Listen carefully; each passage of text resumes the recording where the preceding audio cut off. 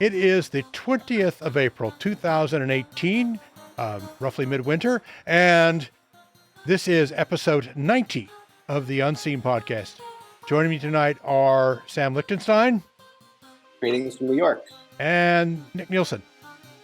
Greetings from Portland, Oregon. Okay, we've already been talking for like 40 minutes, but only the people watching on YouTube are privy to the whole thing. So let's continue. We were talking about Homo Naledi, weren't we? Yeah, Yes. Homo Naledi. Cool little mini humans who lived in caves in South Africa. Discovered very recently by the scientific public and discovered like yesterday by me because I listened to a podcast about them. And I just thought it was really interesting. So I will give an early preemptive recommendation. I know we usually reserve those for the end, but I recommend the Insitome podcast, Insitome. And their most recent episode was an interview with the discoverer of Homo Naledi, whose name is Dr. Lee Berger. But yeah, it sounds like you guys actually followed this discovery when it came out in real time, so probably actually know more than I do. Well, actually, I did. I only followed it loosely, but yeah, it did strike me as rather revolutionary that we had fairly complex behavior from very early hominins. Is that the right term? Well, that's what they're using now. The terminology was changed within the past 10 years. The traditional term was hominid, but now it's been changed to hominin, and hominid is used more narrowly, I think. Yeah. I can never keep straight. It used to be, when I took anthropology course, it was all about the tooth pattern, right? The apes have a slightly different tooth pattern than we do, and if you had that hominid tooth pattern, then you were... Well, that definition changes every so often. Also, the spine drops down from the back of the head to the bottom of the brain as the hominins walk upright, and the head faces forward on top of a vertical spine. And obviously the foot bones change. Everything changes a little bit over the teeth, or you want to take the vertebrae, or you want to take the skull shape. You can take whatever you want as your... There's a technical term for this, which is kind of a parlor game among physical anthropologists, which is anthropogenesis. Anthropogenesis being when do we start calling these human ancestors human, which it can be done in an interesting way, but a lot of it is just is not so interesting because it's not done in an interesting way. Yeah, but a lot of these fossils we find may or may not be our ancestors. They may be cousins, but they may be dead end branches. And so, interestingly, with Homo naledi coming to light, or having the first study published in 2015, 10 years before that, then in 2003, we had the Homo floresiensis. With people popularly called the hobbits, which were discovered on one of the Indonesian islands, came to light. So that's another branch off the hominin tree, or bush, as it were. One aspect of this that I think is interesting is that, so the hobbits, it's an island, and so the idea that it's a dead-end branch of the phylogenetic tree is somehow a little bit more, I don't know, plausible sounding to me, but what's interesting about Homo naledi is that it's all happening on the continent of Africa. And it's more plausible that these divergent populations would sort of expand and contract and possibly reintegrate with one another. And we are starting to get to the point where it's no longer seems necessary to imagine that the ancestral tree is a tree. It might just be a graph. It might even not be an acyclic graph. You might have various populations speciating and then reintegrating. That's certainly. I mean, that happens in other species, right? I mean that. And there's a technical term for that too, which is reticulate evolution. Reticulate is an adjective meaning net-like. So instead of viewing evolution as a sequence like a tree, I think it was Stephen Jay Gould often used the metaphor of a branching bush. So when you have reticulate evolution, you might have species A in a valley can mate with species B in the next valley over and have fertile offspring, and species B can mate with species C over the next valley, and they can have fertile offspring, but A and C are too genetically far apart to have fertile offspring. But if they reemerge with the Pure Valley people, then they could have fertile offspring again if they get a little bit closer, right? And a more recent example is the Neanderthal introgression, which has recently been very popular the last 10 years or so. Again, this is work of David Reich, I think, the guy who just published this book, Who We Are and Where We Come From, I think is the title. Yeah. But, there's debate in the case of Neanderthals about whether it really makes sense to think of them as evolutionary distinct from sapiens in the sense of truly speciated. But it does seem to be the case that clearly they interbred with sapiens, and that at least some subset of sapien populations, and that is responsible for a lot of the sort of genetic diversity that we see today. And that totally makes sense. I mean, they were both in Europe, and we Homo sapiens will fuck anything that moves.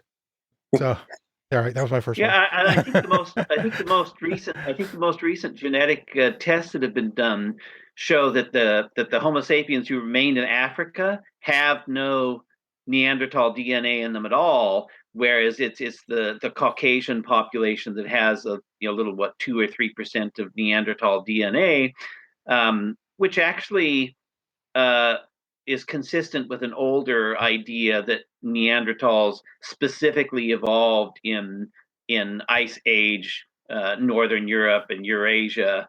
Mm-hmm. And I think that's right, but I think the complication is that the population geneticists would now say that when you say the humans who remained in Africa, that's probably slightly incorrect, or at least imprecise, insofar as human or pre-human populations probably actually migrated in and out of Africa multiple times before. Well, there was a long period of time where there was the malaria wall up against, Europeans and Asians could not get it into Africa, deep into Africa, get to the coastal areas, but that was after much more genetic divergence. That wasn't back then. It wasn't back hundreds of thousands of years ago. It was 100 or 200 years ago during the colonial phase. Yeah, well, there was a long time where Europeans could not go into the interior at all. They would die, surely. Hence Africa was the dark continent, because it couldn't be mapped in the interior. Drink enough gin and tonics. That only makes you oblivious to it. It doesn't secure you. It wasn't until they had quinine, which is actually one of the ingredients in tonic, that they could treat malaria at all, and as a result, they were able to get deeper into the interior. But it's the people in the center of Central Africa have highly evolved genetic defenses to the disease, which is the same thing that gives them a higher propensity to sickle cell anemia. Because that's one of the adaptations. Yeah. Well, it's the sickle cell. If you inherit one from both of your parents, then you get sickle cell anemia. But if you have one of them, it just helps you be resistant to malaria, which was and that resistance to malarial conditions is one of the reasons that the African slaves who were brought to the deep south of the U.S. were successful in working on plantations in the malarial Baiju regions of the deep south, where a lot of the owners of the plantations they only came every once in a while to look things over, and they left right away because it was physically dangerous for them to remain on their plantations. For the Africans who came from the region where they had the sickle cell adaptation, they could live in this area ongoing. So actually, I don't know the history. Were there widespread mosquito eradication efforts in the U.S. South at some point? How come? Honestly, I don't know. How come malaria stopped being a problem in the United States? In like New Orleans, for example, the Bayou, I'm sure is like prime malarial territory, right? Well, there's still plenty of mosquitoes there, but they don't seem to have the disease at all. I don't know the answer to that question. I don't know it either, but there's an interesting historical thing to research. Yeah, I used to live in East Texas, which is basically the same climate.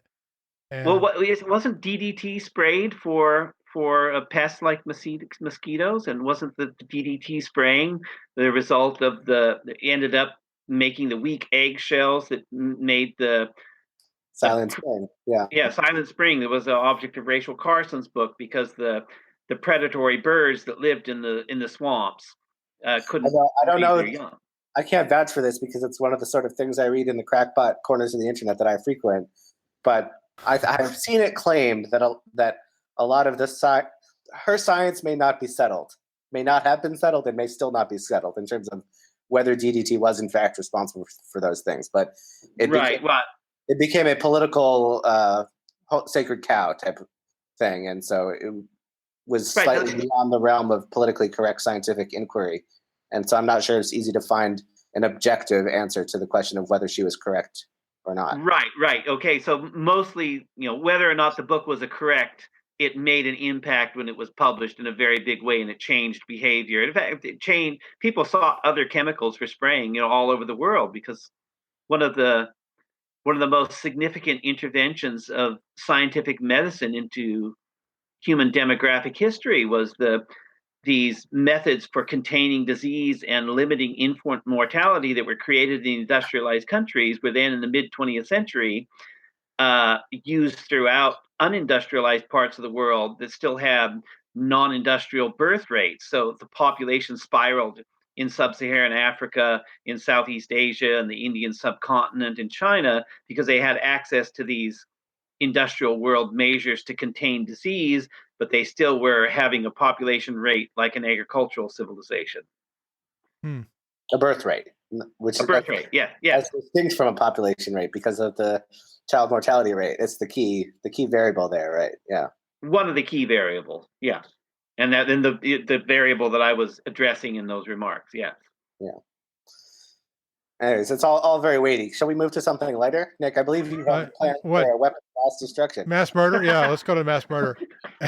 Shall we make the delicate transition to mass murder?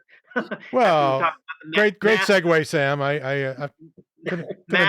Well, we've gone from the mass survival of populations that in the past would not have survived. We might as well. The other aspect of industrialized civilization gives us mass survival of populations because of scientific medicine. On the other side, it gives us weapons of mass destruction that can eliminate populations who otherwise would have survived. So it's you win some, you lose some, I guess you could say. So yeah, I wrote a blog post about a weapon of mass destruction, and I will sketch briefly the first three generations of nuclear weapons. First generation of nuclear weapons were pure fission weapons, which either took the form of the gun-type device, where two subcritical masses are smashed into each other to make a critical mass that results in fission, or the more sophisticated implosion-type device, where you use a sphere of chemical explosives to crush a uranium sphere into a plutonium sphere and then reach criticality. If I can interject briefly, one interesting fact I learned from Nick's blog post is this, or what the source is, but the claim that Feynman et al. Were so confident about the gun type design working, they didn't even bother testing it in Los Alamos. That's right. Because the first test, the Trinity test, was an implosion device. I mean, I understand the basic simplicity of the gun design. I believe they use kind of like a donut. They kind of shoot a cylinder onto a peg, or the other way around. Pretty similar to that, yeah. It really is a very simple design in some ways, but it's still it's not the engineering mindset that I would have expected from. But yeah, and that was the first bomb used in warfare. Then the Hiroshima bomb, little boy, that was a gun type device, and it is the simplest. I was listening to one book on nuclear weapon design, and it was a real a moment of understanding to me. They said that making a device of this kind is just basically bringing together the two pieces of material, subcritical fissile masses, together rapidly enough so that you don't get a fizzle. That's it. 55 kilograms or so. That's the number I remember from learning in high school chemistry. One of the few facts I retain. So that first generation of nuclear weapons are these gun type devices and implosion devices. The second The second generation of nuclear weapons are what we call staged thermonuclear devices, where you put a fission implosion device in a casing with another device, and then you explode the first fission bomb inside the casing, and it triggers a second one through X-ray pressure, and it explodes much more violently, and it has people used to call them fusion bombs or H bombs, but actually the fusion only accounts for a small percentage of the explosive force, although most of it's still fission that's doing the work. That's why the transition to the terminology of staged thermonuclear weapons. But they can be much, much more powerful than a first generation nuke. So a third generation of nuke is the attempt to tailor the effects of a nuclear blast, and there are several ways to do that. There's the enhanced radiation warhead, which would be the neutron bomb. There would be a salted bomb, like a cobalt bomb, which was one of the ideas for doomsday weapons, because cobalt fallout would last so long, it might destroy all life on Earth if it was distributed through the stratosphere. And my mind has gone blank, except for the one other thing that was a focus of my interest was the nuclear shaped charge. Conventional shaped charges, as Paul had pointed out in our pre-show conversation, have been around for a long time. But if you shape an explosive charge, you can discharge its explosive force in a particular direction. So before the Test Ban Treaty came about, the nuclear scientists were experimenting with focused nuclear charges. So my idea for before we get to that, I'm just curious, how do shaped charges work, basically? Like, if I have a pipe bomb, the pressure vessel has different strength along different axes, and so I guess you can predict that the explosion will come out in an asymmetric way. Is that basically right? But that's like one of the nuclear gun devices, that you just have an unshaped charge in the inside of a barrel and you blow it off and it comes out one end. But a shaped charge, the actual mass of the explosive has a particular shape that causes it to deliver most of its force in one direction. Obviously, you're still going to get some blowback in the other direction, but a shaped conventional charge is literally, it's not just a mass, it has a particular shape. I think the shape that's most commonly used is a my mind just went blank as to what you call like a pointy hat. A cone is one of the typical shapes. Yeah, well, like an energy tank round where you use kinetic energy to punch a hole, and then the charge starts to blow, and of course the thing is moving at thousands of meters per second. So it in a millisecond, you've got an explosion inside the tank, which is right. Which is their intention. So my idea was to take the idea of an implosion device and to scale it way up. The implosion device, first generation nuclear weapons, is designed to create criticality in the plutonium to create. But my idea is to take the idea of symmetrically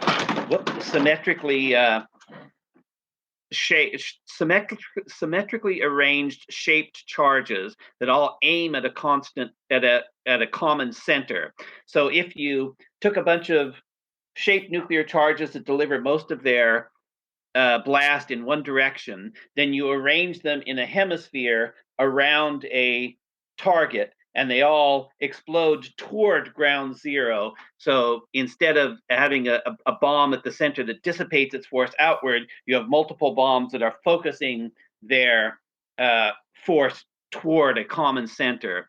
And so the question, I guess, and maybe this is why Paul was confused earlier as well, is like, if you have this hemisphere of charges whose explosions are all dissipating predominantly towards a common ground zero, is that really more powerful effect at ground zero than just having all of the individual charges initiate?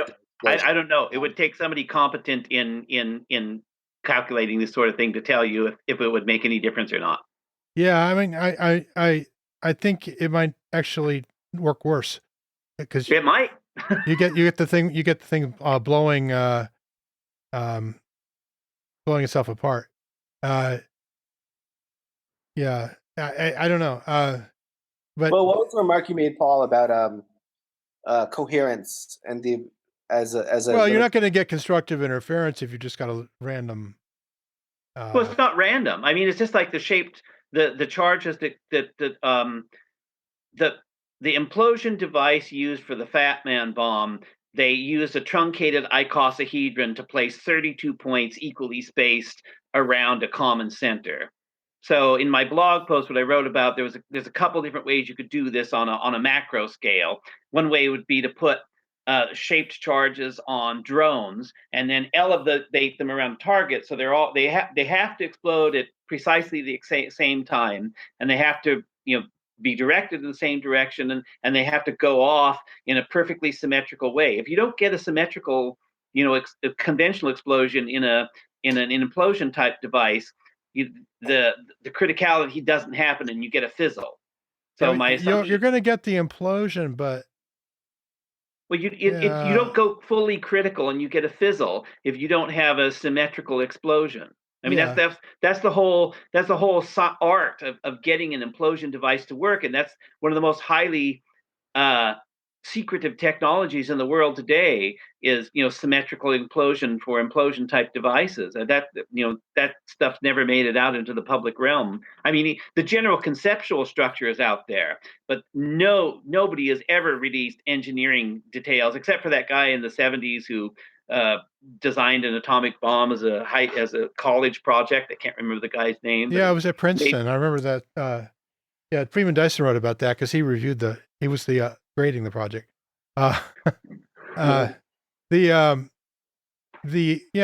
There's obviously the Chinese and Russians know how to do that. The French and the British and the Pakistanis and the Israelis, and the Indians, yes. Yeah, it's not that secret.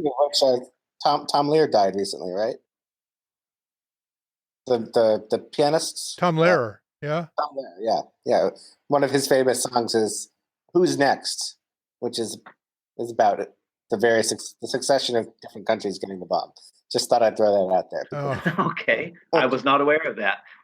But there are no, as I pointed out in an earlier blog post, there are no secrets in high technology weaponry. All there is whether or not you have the industrial infrastructure to produce the devices and to be able to do the precision engineering that is required to produce them. Because once the idea is out there, and that's one thing Oppenheimer wrote about in a famous paper shortly after the bomb became public knowledge, is now once the United States had done the proof of concept and everybody knew it could be done, whereas before that nobody knew that it could be done.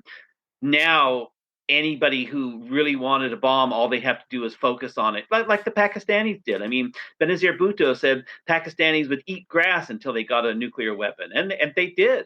They're not a rich country, but they produced nuclear weapons, but they had a lot of help from other places like South Africa and a few other places. Need we mention the recent example of North Korea? Yes, the recent example of North Korea, which is a very poor nation state, but they were willing to sacrifice everything for the regime security provided by nuclear weapons. This could certainly just be, Western propaganda, but as an illustration of just how poor the country is, Kim Jong-un apparently does not own a personal aircraft, modern enough, well preserved enough to fly more than a few thousand miles. So, like, if he wanted to meet with President Trump, the only way to do that in a way that would allow him to save face by avoiding borrowing an aircraft from China, say, would be to do it in somewhere like Hawaii, that's like within the radius where he can actually fly there on his own power. I thought that was quite amusing. Like I said, I hadn't heard that, but his father wouldn't ride on a plane because he had a fear of planes, so that's why he always took his diplomatic train to China. Mm-hmm. Kim Jong-un. No, what was his dad's name? I've already forgotten it. Kim Jong-il. Yeah. Well, you can always just take Korean Air, right? And maybe you can afford first class. Anyways, the point stands, though, that people, I think it's very accurate to say that it's just where there's a will, there's a way when it comes to this sort of thing. Yeah, you have to be willing to spend the money to create the industrial infrastructure to and we're coming up. The atomic bomb has been around for more than 60 years. We're coming up on the 100-year anniversary. When nuclear technology is 100 years old and then 200 years old, it's going to get easier and easier for people to do that. Even though the regime that has been in place internationally to control the distribution of fissionables has been, really successful, more successful than any of us have a right to would have had a right to expect in 1945.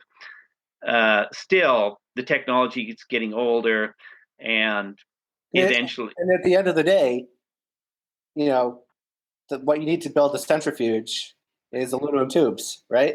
Yeah, and there's a lot of other uses for aluminum tubes that are not building centrifuges, right? But I guess your point is that the actual uranium ore is pretty well controlled.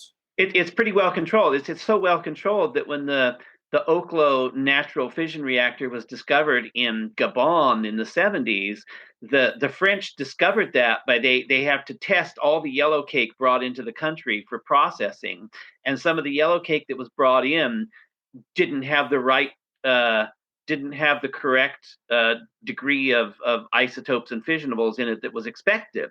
And the more they looked into it, they thought it had been stolen, but it just turned out that somebody had gone critical 2 billion years ago, and that resulted for the change in the yellow cake. Of course, it may not be a natural nuclear reactor. It might be a remnant nuclear reactor from a pre-human civilization. Well, I wouldn't make that argument, but I suppose that there are those who have made that argument.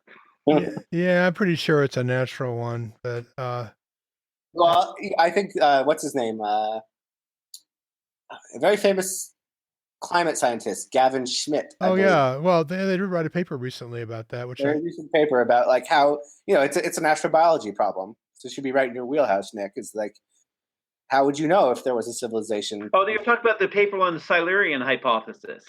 Yeah. I was very interested in that because that question gets asked on Quora all the time, and I have responded to at least a half dozen different wordings. So you have a good rebuttal.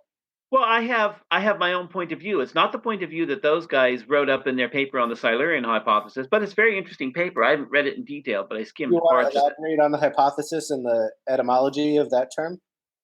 Say again, please.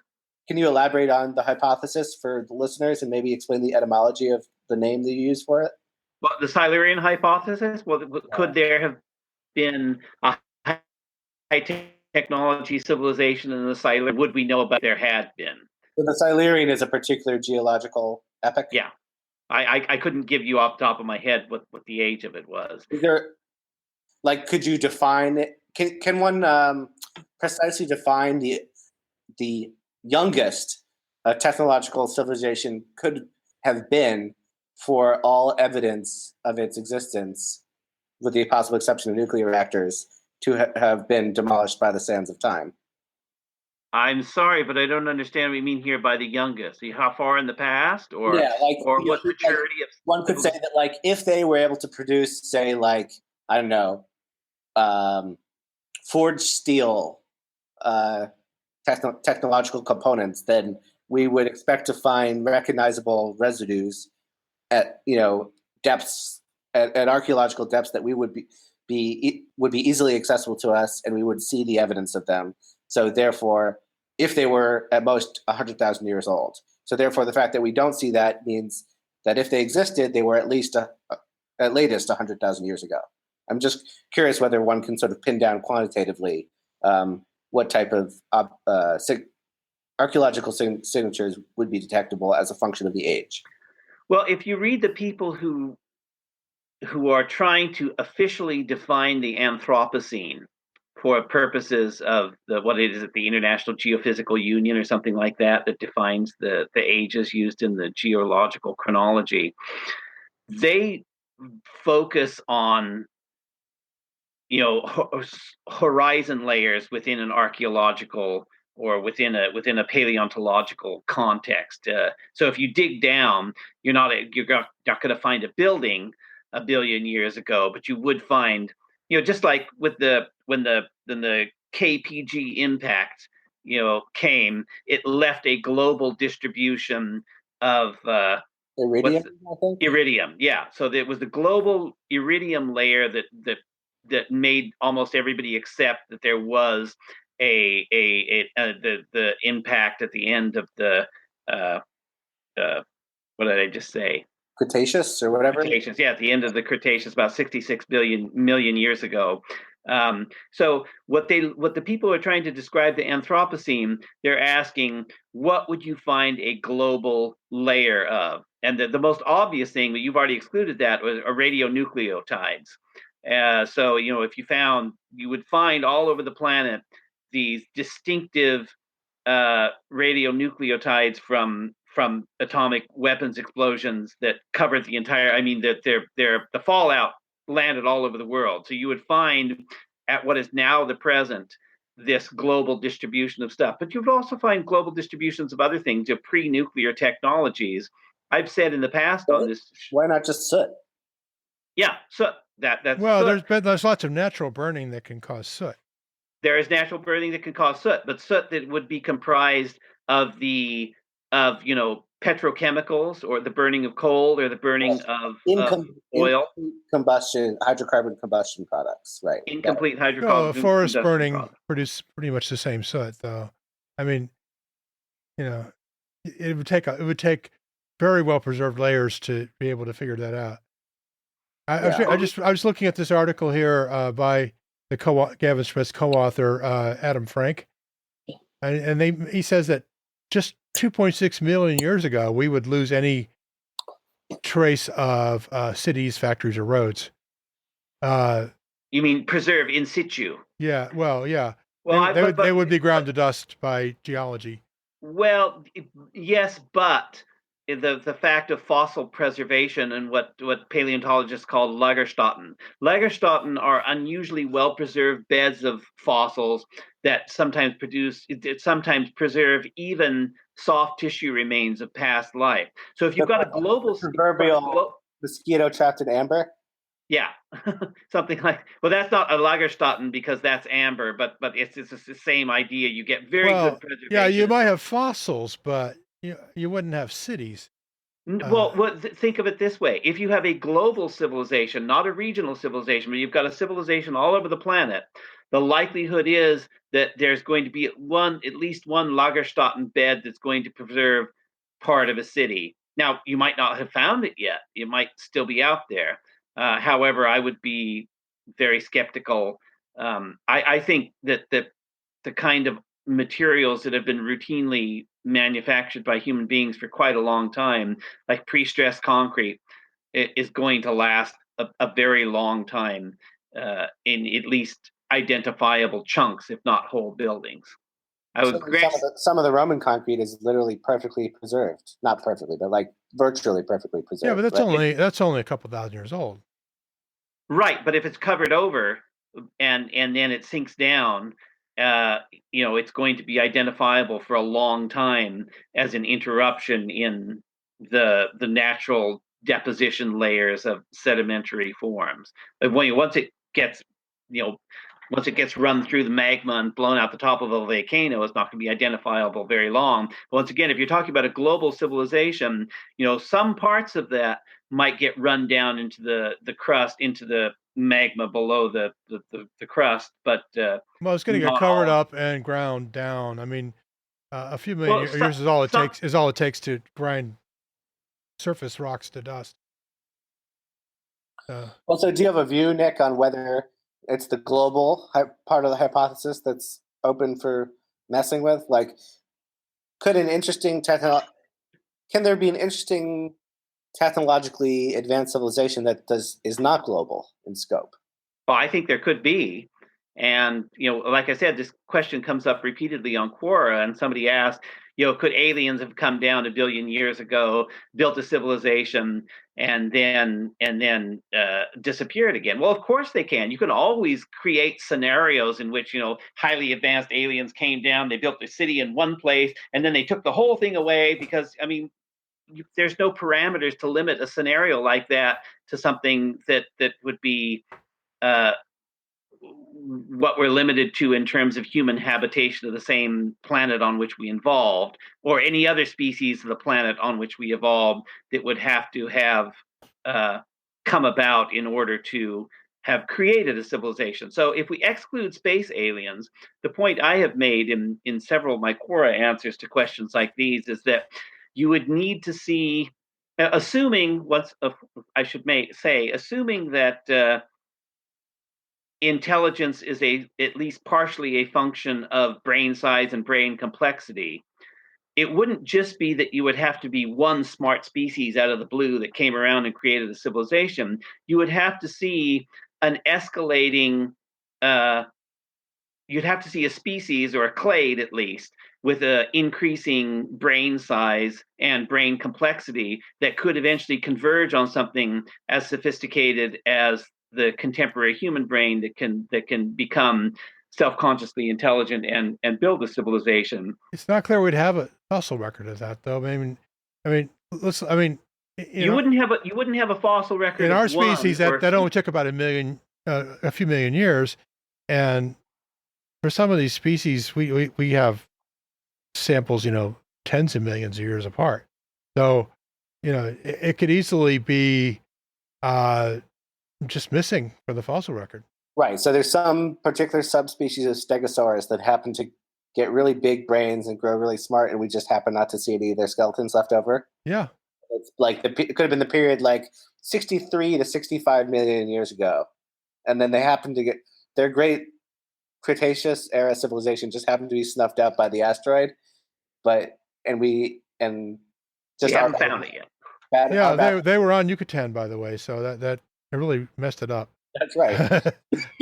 But the Mayans found their ancient, they found ancient technology, and they calendars and pyramids. That makes total sense. No, well, it is possible, and I think the whole Silurian hypothesis thing was really just like ask the question: how would we know if there was another?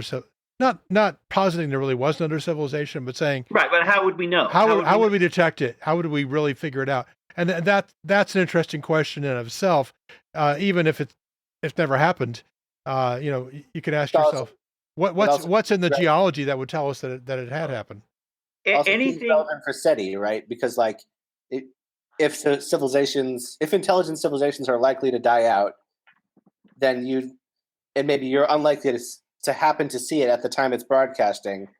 Is there any observational signature you can hope to see for a planet that once had intelligence but no longer does? Like we think there's some passive observational signatures of life, right? Oxygen and things like that. Biosignatures as opposed to technosignatures. Yeah, right. So maybe are there technosignatures? That's I guess. Yeah, you know what, Jason? Was it last year? Just about a year ago. Jason Wright put a preprint out called "Prior Indigenous Technological Species." Right. I remember that. And which now he said he's looking at the whole solar system, saying it's entirely possible that somewhere in our solar system there was a prior species, and how would we know? And he's not saying there was. He's just saying, how would we know? How do we know? What should we look for to find out if there was? But at the same time, if life on Earth is 3.8 to 4 billion years old, but it idled along most of that time in an extremely simple form. So you're only talking about complex life from the Cambrian explosion 500 million years ago to the present. So you've already reduced down your period of time. So if you figure that the Mars or Venus might have been habitable in an Earth type of way for the 4.5 billion years age of the solar system, if the evolution on life on Earth is any kind of guide to elsewhere, you'd have to have this really long, predecessor of simple life going on for 3 billion years or more before you actually start getting to the complex life. And then once you get to the complex life, you've still got hundreds of millions of years to go before you get to anything as complex as the mammal brain.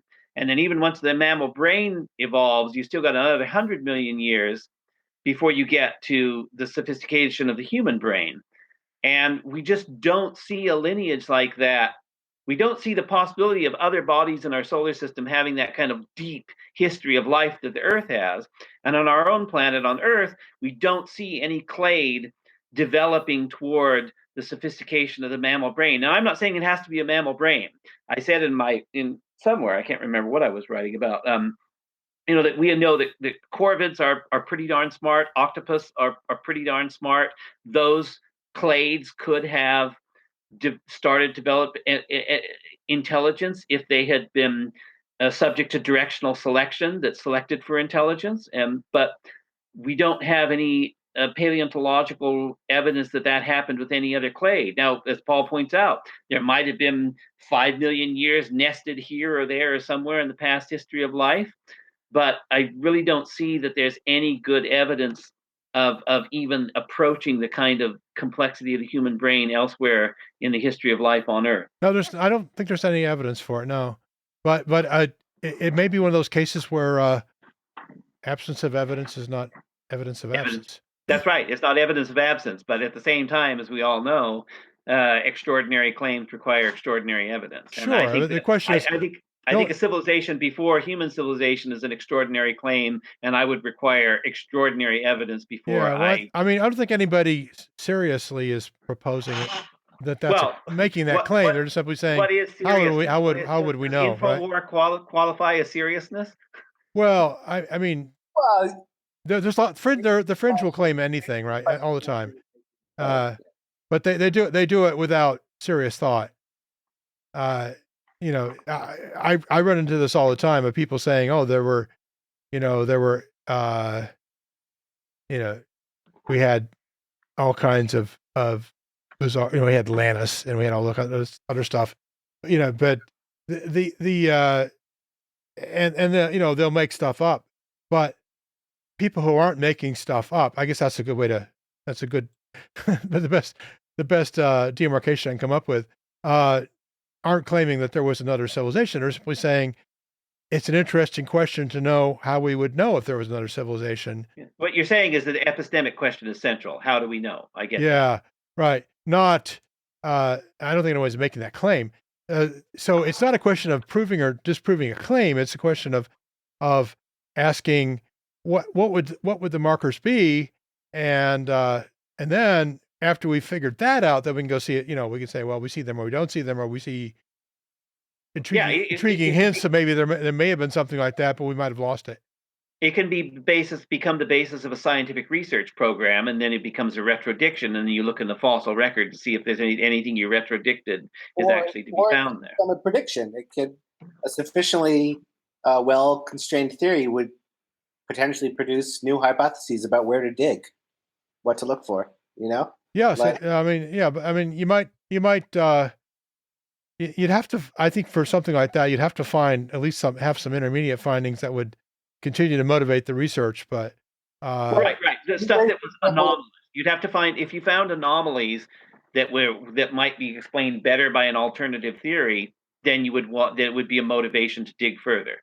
Yeah, that happens all the time. Of Atlantis, right? It's been a perennial fascination since some of the ancient Greek writers, Herodotus. Yeah. Plato wrote about Atlantis. Yeah, right. And so people have thought for a long time about what the hell could it be, right? It's not completely inconsistent with what we know about sea levels in Doggerland, and the idea that there were established human populations in certain parts of Europe that would have been inundated. Might have just been the Minoans, right? I mean, that's what a lot of people think. Right. It could be something simple like that. And, unfortunately, deep sea archaeology is very expensive. And so nobody's been, I don't think anybody claims that we've done an exhaustive diving survey of all and subsea excavation to rule out all the hypotheses that have been raised. I mean, the United States Navy probably knows more about that than anybody, but they don't care. They're not going to go looking for ancient civilizations. C4 maps. Yeah, they have very detailed maps, but they're not for the purpose of finding archaeological sites. That was true of their satellite maps until the 90s, right? And then I think the French put up satellites, and suddenly everybody had accurate latitude and longitudes. And to bring the conversation back full circle, Lee Berger, when interviewed about what allowed him to make these new findings, he was depressed around 2005 because he thought exploratory paleoanthropology was a dead field. All the fossils that could be found had been found. And then he started playing with Google Maps and realized that, well, he had previously looked into the idea of using remote sensing data, satellite imagery, to inform the question of where to dig. But he'd been using these, I don't know, was it Landsat? Whatever satellite images the government was selling him in the 90s when he looked first. It was probably Landsat. Yeah, that's pretty much all we had back then. They were too low resolution. In fact, some of the coordinates were fudged to, because they thought it was an intelligence threat. So he had the wrong numbers. He'd wasted 3 years of his life looking at crappy satellite data. And then when he pulled up Google Maps, Google Earth in 2005, he suddenly realized that he could redo the same thing and found way more interesting and accurate results. So I wonder whether someday seafloor maps will be produced by Google, sending out a fleet of autonomous drone submarines. And suddenly we'll all find ourselves with a much richer subsea archaeological community. Who knows?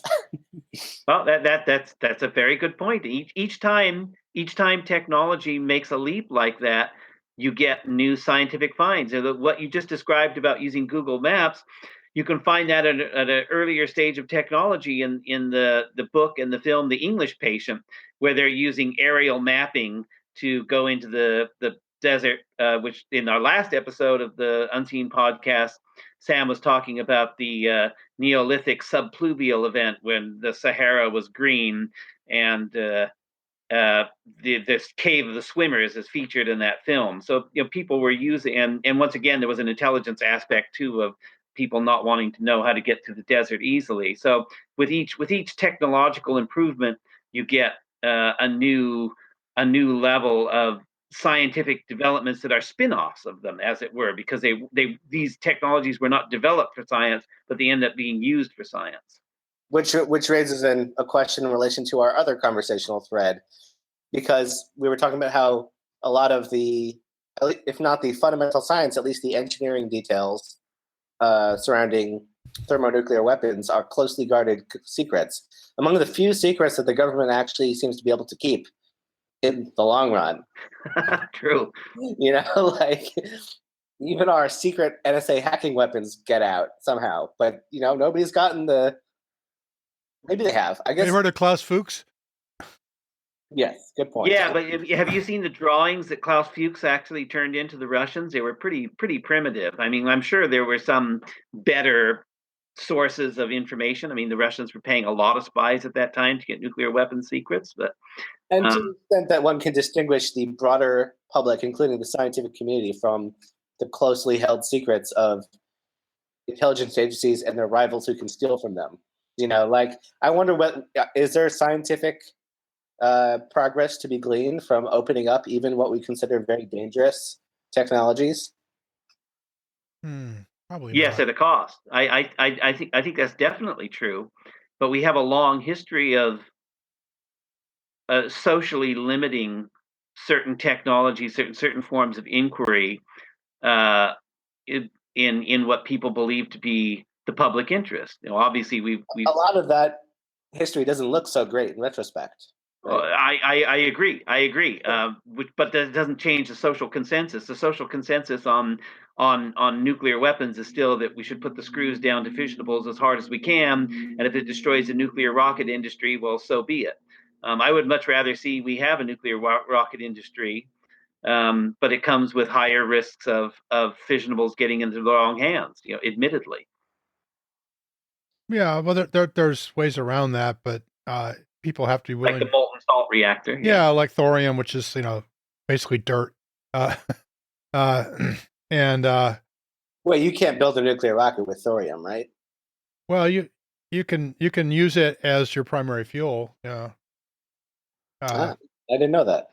It's there's a lot of work been done on that. However, I don't think anybody's ever built like a full-scale reactor with it. But what you could do, if you could make a molten salt thorium reactor and use that to generate large amounts of electricity that could power Hall effect thrusters larger than we can build today, then you could have a great a space propulsion system based on nuclear power that didn't involve fissile materials that could be turned into weapons. Right, you could. I mean, I think that's a solvable problem, and in fact, people have been working on reactors that didn't involve weapons grade materials for a long time.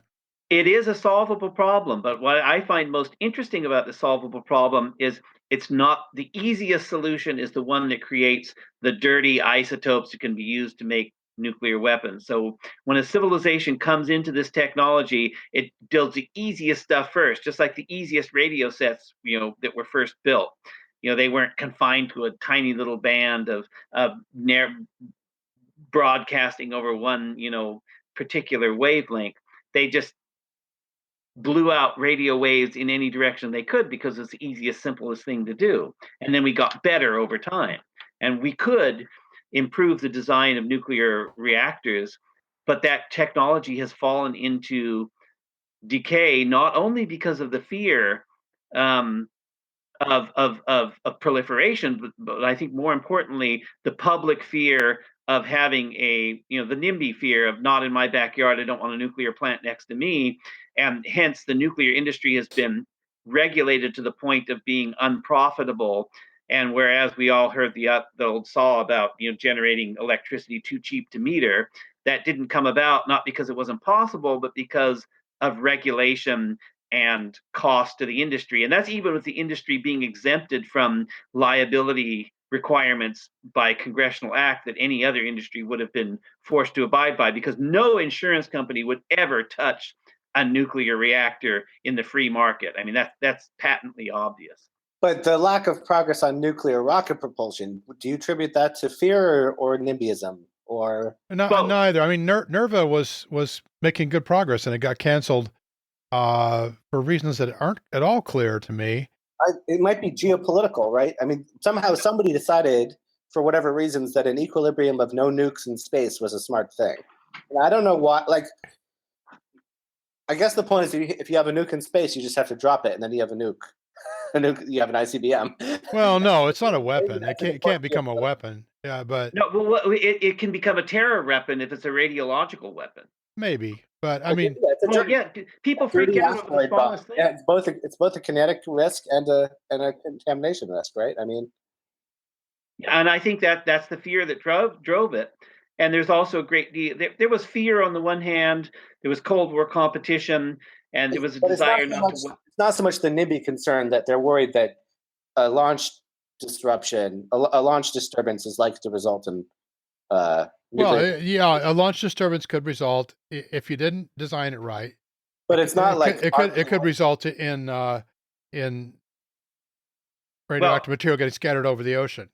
Sure, but it's not like RP1 is that scattering of conventional rocket fuels in a launch disaster is also a pretty bad local environmental disaster, right? Right. Right, but people freak out over nuclear materials in the way they don't freak out over conventional materials. Oh yeah, I mean you have to, even today, if you launch a satellite that's going to the outer planets and therefore needs a 300 watt radio isotope thermal generator, like Curiosity, the Curiosity rover has 2 of them, and New Horizons is flying one. These things are tiny. They generate just a few hundred watts, and you will get protesters at your gate. Protesters who are like protesting on principle, or because they're too dumb to realize the magnitude of the radiological. Protesters protesting on dumb principles. Because it's a nuke, it's wrong, and it's just. I have trouble getting in the head of these people, but I that's just uncharitability on my part. Well, I mean, we were told when I worked at APL, and we were doing New Horizons, which had a nuclear battery, which has plutonium in it. We were told, don't argue with the protesters. They'll be outside. There's a plan to have they'll be outside tomorrow. We know about that, and just drive past them. If you can't get through them, wait till the security guards to clear them.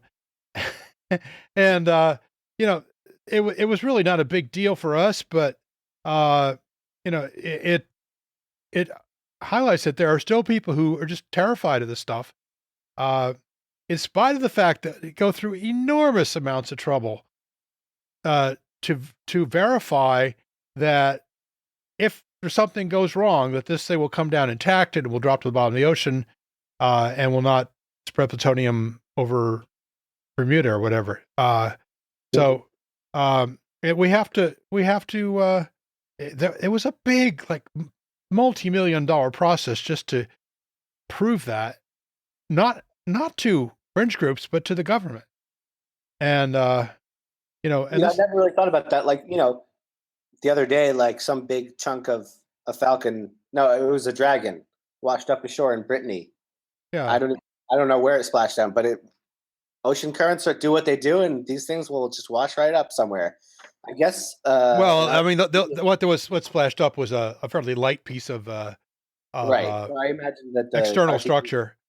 The RTG is dense enough that you can actually. Oh yeah, it's very heavy, and it's actually heavier than we'd like it to be, because it has to be shielded and built to survive re-entry. Plutonium was just pretty heavy, right? Yeah. I mean, Well, the fuel pellets are pretty heavy, but the whole the thing is, it's just basically just a thermal battery. It just gets hot, and then you use a thermal electric effect across, between the heat and the deep space to generate current. And it's a very low energy device. It can't be a bomb. It can't be a weapon. And it lasts, it lasts for 20, 30 years. In fact, I think some of the ones that on Pioneer and Voyager are still going, still providing just enough power to keep those satellites alive. Yeah, I was reading about Voyager recently, and that its nuclear battery is putting out about half of what it put out when it left Earth. Which is actually pretty good. Which is pretty darn good after many decades in space. Yeah, I mean, they do last a long. They're conservatively designed, so they'll last longer than spec. But it was the one on New Horizons is still going just fine, and they probably won't do another encounter after next year's early next year when they fly by MU-69, but in principle they could, if they get lucky and find another body. Now's as good a time to ask as any. Like, why is it that you have some radioactive material, it's spitting out a bunch of decay products and some heat, I guess. Yeah. Why is it the case that the most efficient way to harness that energy is to just use the heat to make electricity with a thermoelectric generator? Nobody ever said it was the most efficient. So what could one do if one was going to be a little smarter? Like, can you try to gather the neutrons and direct their energy in some intelligent way, or I don't know about the neutrons. Gathering neutrons is usually bad news. I would, well, could you harness the decay product? Well, basically it all has to turn to heat somehow. So it gets really complicated. But a lot of our engines and generators don't work by turning stuff into heat and then into, if you have a hydropower dam, right? We don't I mean, maybe this is naive. I guess it all. No. There's actually a term for this. I think it's called the thermal penalty, because some energy sources they turn it into heat to boil water to do work, and some directly turn it, like a hydropower directly turns it into electricity, and there's a thermal penalty involved anytime you do the transition into a heating phase. Well, you don't. Yeah, I mean, you can use, if you happen to have a gravity field handy, which we don't in space, you could use that to accelerate a fluid, and the result would be higher energy in the fluid than it had when it was up at the top of the dam, and then it creates it turns a turbine. But if you're sitting there in 0G, I don't know what else you can do but make something hot. No, the point is that you need a strong potential energy gradient of some sort to harness. Yeah, you need a thermal gradient or some other kind of gradient. Yeah. Now I don't know what other kind of gradient you can get in that kind of circumstance. I mean, it might. I maybe an electromagnetic potential gradient. You of some could, sort? but how do you do that? I mean, I don't know. I'm not saying I have any brilliant idea. I've just occurred to Yeah. me that like well, I mean, the thing is, you need it to be simple Right. and super reliable because that's last for many years. And it has right. to No be moving parts is a benefit, right? If something that just no gets moving hot. parts is pretty much a requirement.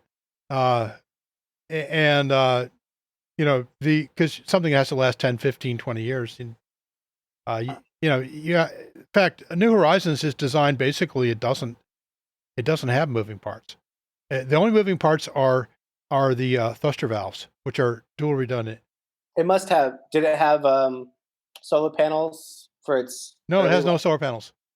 They had nothing to deploy at all once it got into space. It did not deploy anything, and the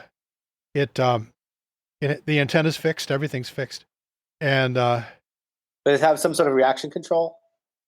it uses your basic, very old school hydrazine propulsion. So it's just like to do mini. Very small thrusters that give a little, and it works amazingly well. I was actually skeptical that it would work properly, but when I was there, the Gabe Rogers, who designed the system, showed me the simulations, and sure enough, it was holding very, very well.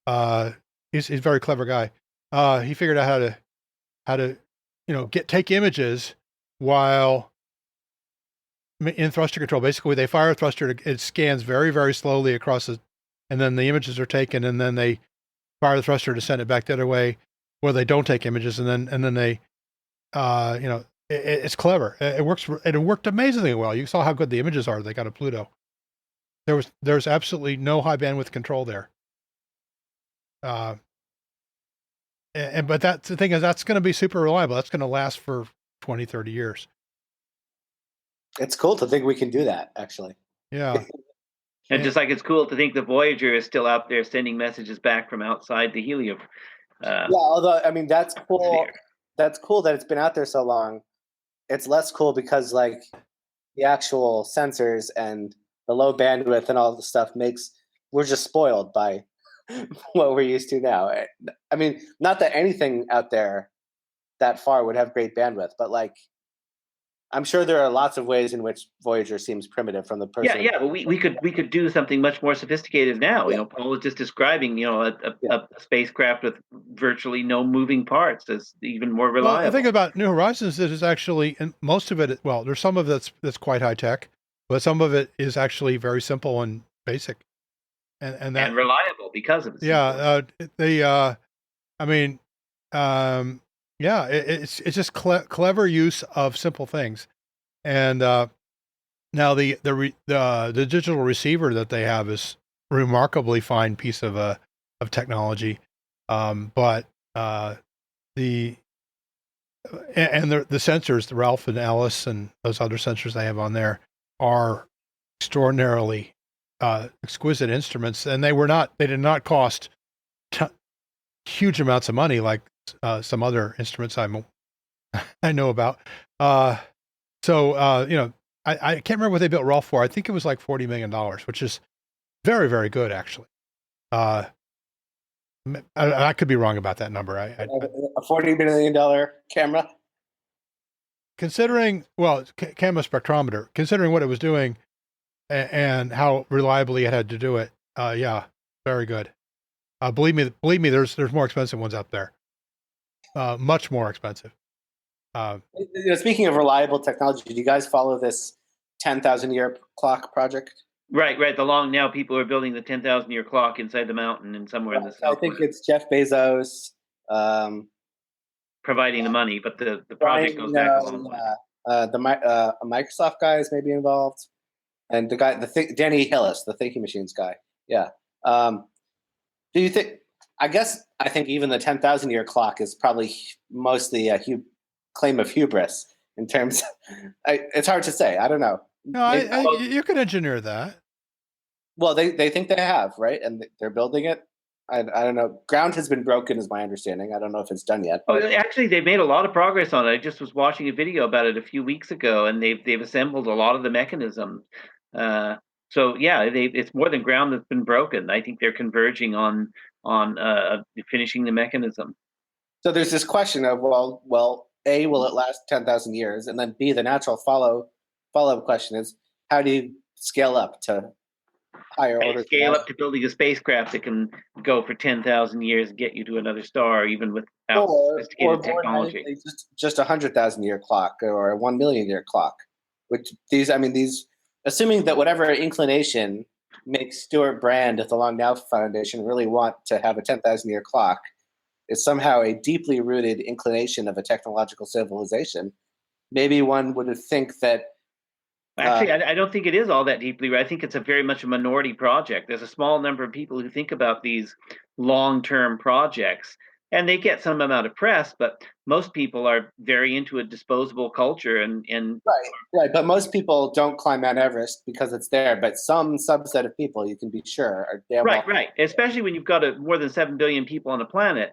So even those small groups that are less than 1%, there's still millions of people out there who are less than 1% who are actively engaged in supporting projects. And then some of these projects, another long-term thinking project is how to warn people away from nuclear waste dumps, long after languages have changed. And you probably read, there have been many articles about this, and many people submitted proposals for this.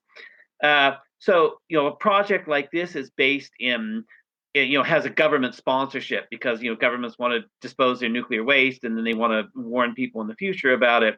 So there's an incentive to use tax dollars for that, whereas something like the 10,000-year clock is entirely private and just done by people who happen to be interested in it.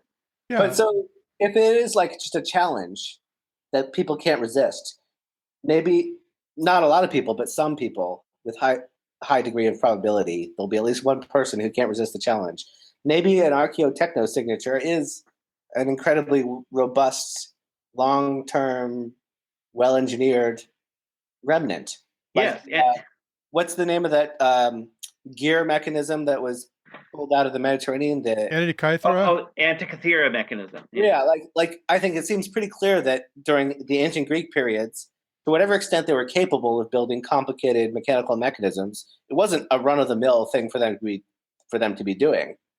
But maybe some king felt like his legacy was leaving behind at least one example of an incredibly well-engineered piece of technology. That wasn't really a legacy project. There was just like today, there's a small minority of people building high technology, and in the distant past, numbers were smaller, but there was a small number of people building high technology relics like that. I mean, they weren't intended to be relics; they were practical navigation aids for people on the water. We still don't know what that thing was intended to do, right? I mean, well, there's a pretty good idea that it was, it was like a mechanized astrolabe, basically. Well, but the 10,000-year clock is intended to be a relic. Yes, it is. It is intended to be a relic, and this is the rock upon which so many solutions of the Fermi paradox come to grief, is because there can always be a minority population that would like to leave a archaeotechno signature that could be received and interpreted hundreds of thousands, millions, billions of years later. And since it only takes a minority population to do something like this, you would have to have some really different kind of civilization that wouldn't result in a minority population engaging in this kind of behavior to safely say that, yes, the reason that there are no archaeotechno signatures is because there are civilizations, but nobody has thought to do this or nobody wanted to do this.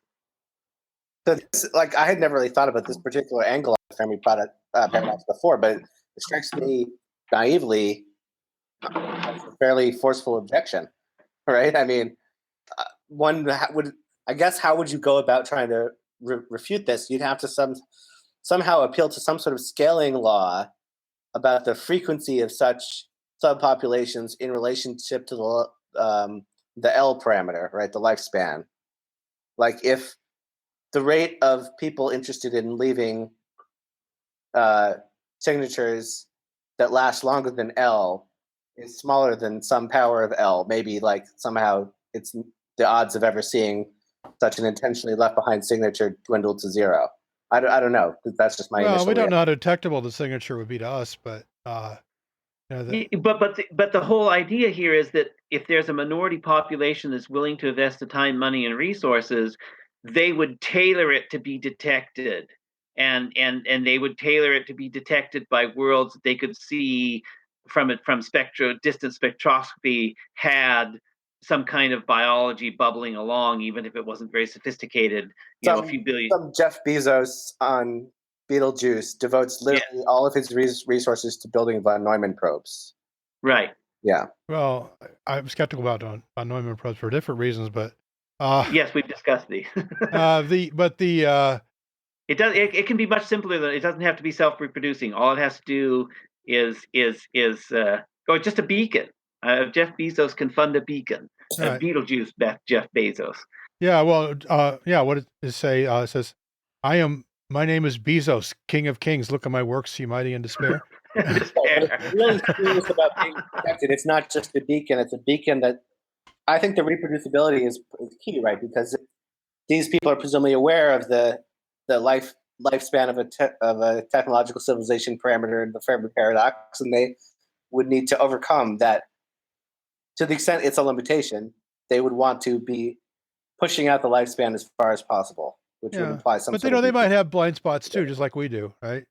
That's true. They might think, oh, well, of course they'll. Yeah, but the more, of course, they'll know everything about physics that we do. The more complex a civilization becomes, the fewer blind spots there are, because there's more stuff going on. There's more diversity of inquiry and more diversity of minority communities who are pursuing their own things and doing things that one big community, the Egyptians built pyramids that are still with us today. The only of the 7 wonders of the ancient world that are still there and intact. And they did a lot of other things, but really, pyramid building was their forte. You wouldn't say that about modern planetary civilization. There's nothing really our forte because there's so much shit going on. Do I agree with that? I don't know. Like, as a Alpha Centauri B civilization, like, I don't know what the first thing I notice when I come to Seoul is. The radio noise coming from the third planet, presumably. Yeah, right. Well, and then you get to the third planet, right? And then you say, okay, there's a lot of radio noise. What do these people really seem to be focused on? I don't know. It's clearly not producing energy as efficiently as possible, right? It's not. Yeah, I don't know. Well, they're probably focused on whatever other species are focused on, which is making more of themselves. It's if they've come here in a scientific mission, they would have scientific curiosity and they would study us for the own intrinsic interest of doing so. I mean, that's at this stage of our civilization, when we build these probes to look out in the universe, it's basic science, and it doesn't, compared to the way we budget for, say, social programs or military programs, the budget is tiny, but our civilization is so big and so productive that even a tiny few $1 million or hundreds of million. What would the nature of the overall anthropological program be to study humans? It seems like an ecology question might be the first thing that would come to mind. I actually wrote up a series of, if I ever had the opportunity to teach a class on civilization and an astrobiological question, I wrote up a series of exercises that I would give to students. And one of them was, if you were going to survey a planet on a civilization on a planetary scale, what would you look for? Question. I think a very naive but reasonable first thing to study would be demographic type questions, right? Like, is this population increasing or decreasing, right? And how is it distributed in its home planet? Yeah. Yeah, and that is actually, like, right now, a pretty interesting question to be looking at on Earth. There's a lot of interesting trends. And similarly, I think you could probably get a pretty good idea of energy distribution and consumption and the sources of energy, where it comes from. If your focus is technological civilizations, obviously, if you come to a planet and all they are is agricultural and they haven't made the shift to an industrial revolution, right? If they were to study us initially from a mass spectroscopy type technique, maybe one of the first things they would see would be the CO2 cycle, right? That seems like they would see this periodic annual thing that has to do with the growth of vegetation, depending on the seasons and the the tilt of the Earth and the two hemispheres are different, blah, blah, blah. But they would also see the secular increase in carbon dioxide. That like might be a very interesting phenomenon from their point of view.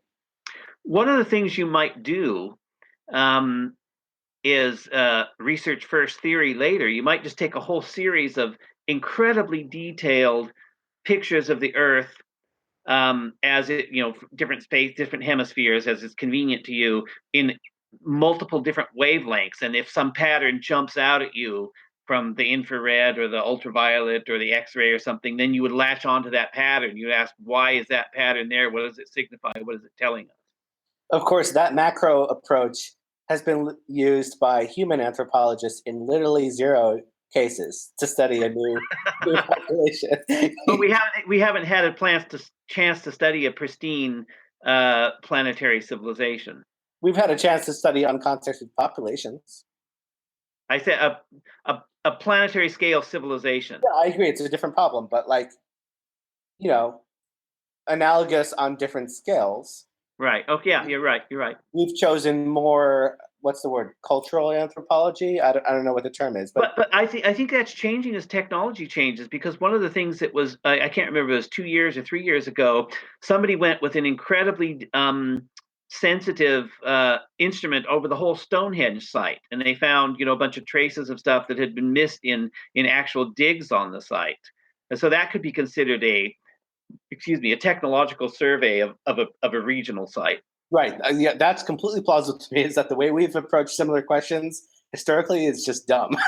And as those anthropologists die off, we'll start redoing all their work in a better way. Well, it's been human all too human. I mean, the archaeology has its origins in Indiana Jones style treasure hunting.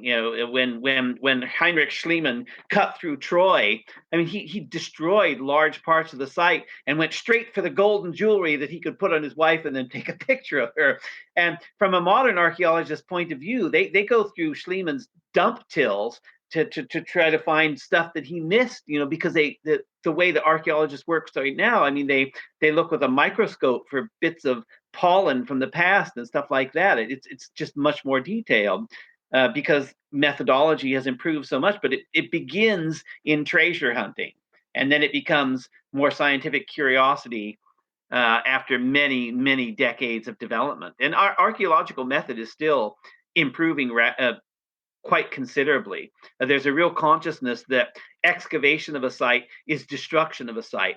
So even before a site is excavated, they use all kinds of technology to look in the ground, sound-based methods and electromagnetic-based methods before they actually cut into something. Because every time you take a mound and actually excavating it, you're depriving future archaeologists with better technology of the ability to excavate that mound at a higher level of technology and derive more information from past society. Yeah, I've heard about that. I've always been so skeptical that anybody's able to evaluate the intergenerational equities in a rational way. That, how could weighing those pros and cons possibly be any better than complete guesswork?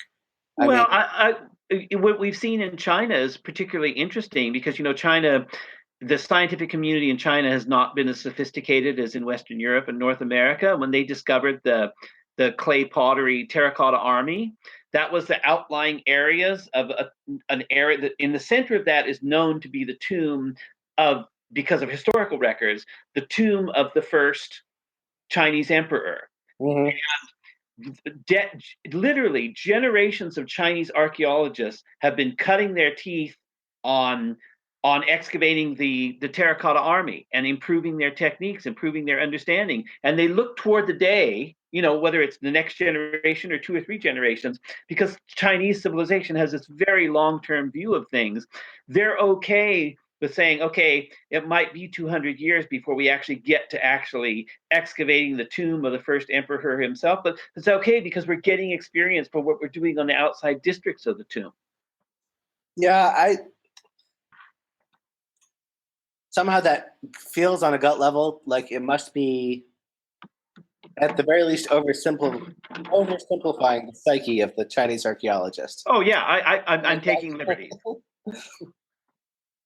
but there's a certain consensus that this. I think it's pretty clear that some sort of trade-off along these lines exists. But well, yeah, there's a trade-off because we could try to save everything and that wouldn't work, because when you try to save everything, looters come in and take the sites. But it's also true that if you never excavate level N, you will never, until you excavate level N, you'll never excavate level N+1. Yeah, you're absolutely right. So you're bound in your knowledge, and to Well, one of the most interesting sites in the world today that was only recently discovered is Göbekli Tepe. My favorite. Yeah. I'm sure it's built on top of an ancient thermonuclear reactor, but I'm sure if they dig to N+1, they will find the first traces of radionucleotides in the soil that had to be produced by artificial means. But they're not there yet. But the tell, or the hill in which they found Göbekli Tepe, there are several other hills in the area that are very similar, that they believe to have similar remains to Göbekli Tepe. So, it makes sense that there's there's a finite number, but there's still, I think, a dozen hills like that. So one is being excavated now. In the past, people would have just rushed on the spot and dug them all up. I think it's a certain degree of wisdom that we take one now, and maybe I think 10 or 20 years, you come back and do another. The guy, I forget the name, some German dude, the original discoverer of Göbekli Tepe, he was pretty fervently of the belief that this is a smart thing to do, is to wait and save some for the future. But well, like I said, there's about a dozen hills that are probably like that. And it's a money thing too. Frankly, archaeologists can only get so much money for excavations, and they parcel it out to their priorities. And superstar archaeologists, of which I can't name one, but there must be some, and well-funded institutions can do more and direct their funds in particular directions, and other people get by just in a very hand-to-mouth way. So that limits the amount of excavation. But then when a great there's not another field though where if you told the leaders in that field, we're going to multiply your budget by 1,000, go spend it as you will, they'll say, oh no, we only want 10x. I think a similar.